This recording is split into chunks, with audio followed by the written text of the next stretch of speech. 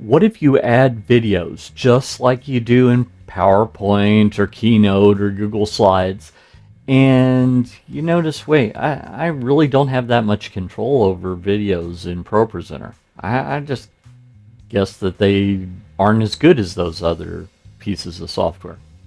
Well, you're wrong, and I'll tell you how to fix it and how to get even more power in ProPresenter. So stick around. Presented by Church Tech U, it's the ProPresenter Show. On today's show, how to stop playing videos the wrong way in ProPresenter. Hi and welcome again to the ProPresenter Show. This is the show where I teach all about ProPresenter. My name's Paul Allen Clifford. And before we get started, if you've ever started a video playing and you wanted to pause it and you couldn't figure out how, or you wanted to go back or forward or whatever, and it just seemed like you didn't have as much control as you really should have, go ahead and tell me about it in the comments below. So this is something that I see all the time with people that are coming from other presentation software and they need to add a video, so they just do it the way that they did it in that other software. And as a result, there's a problem. They don't have control over it anymore. So let me show you the right way and the wrong way to add video inside of ProPresenter. So here we are in ProPresenter, and I've got a presentation here that has just a video in it. Now, if I were to click on this, it would play and I wouldn't have any transport controls. But look, I've got play, back 15 seconds, forward 15 seconds, jump to 10 seconds from the end, etc. And I have that for not only the slides layer, but also for the announcements layer. So you would think that those would do something, but they don't. And the reason is right there. Do you see it? Well, you shouldn't, because there isn't anything there. Let me show you what's going on. So if I right click on this slide and select edit slide, then if I click on this, not that, this, you'll notice that it is actually an element of the slide itself, which is how you would do that in other presentation software, especially the biggies, you know, Keynote, PowerPoint, Google Slides, stuff like that. That's how you would do that. But that's not how you do it in ProPresenter. So let me right click and I'm going to delete that. And then we're going to go back here to show mode. And I'm going to go to where I have that video located.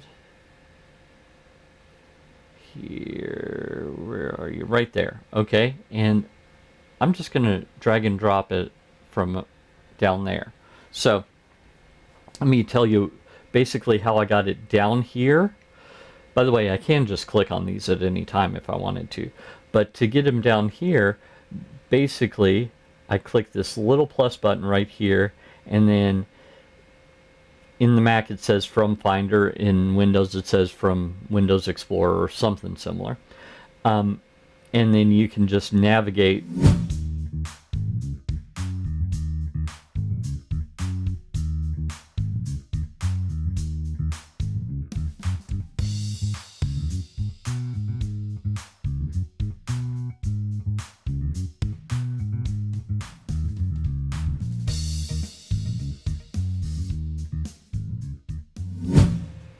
to wherever it is in the pop-up box that pops up and have it show up there.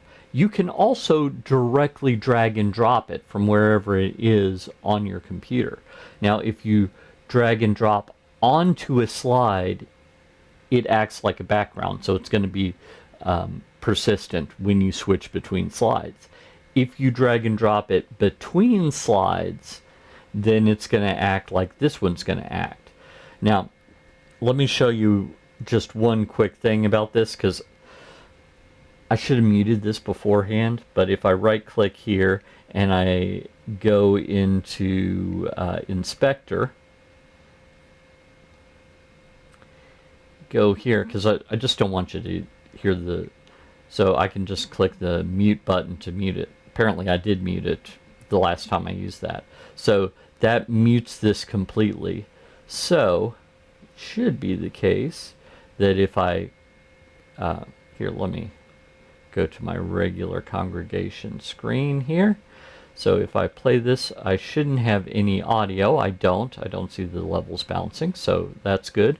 But notice I've got full control here, so I can jump ahead, I can jump back, I can pause, etc. So I've got all of that control from within ProPresenter. I can go 10 seconds to the end, all kinds of stuff that I can do.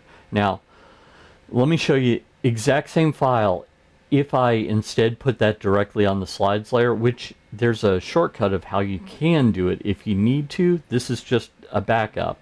Right click, go in here and select Convert Media Action to Slide Element, and now same exact video, I don't have those controls. So that's why I would do that. Now I can clear that out, but that's all that I can do.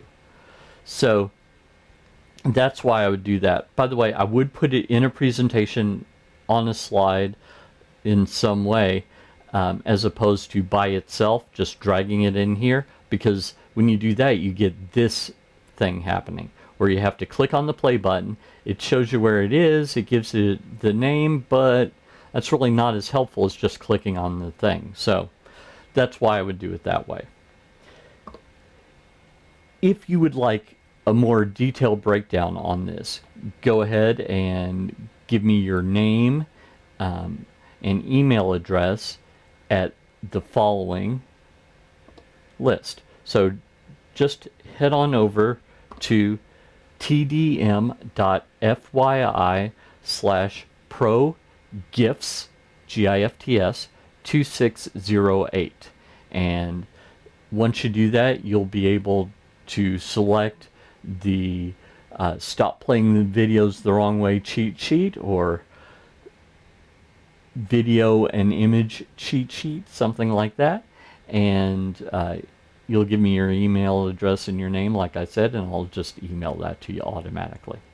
Till next time, this is Paul Allen Clifford from TrinityDigitalMedia.com and ChurchTechU.com, reminding you to go out and change eternity.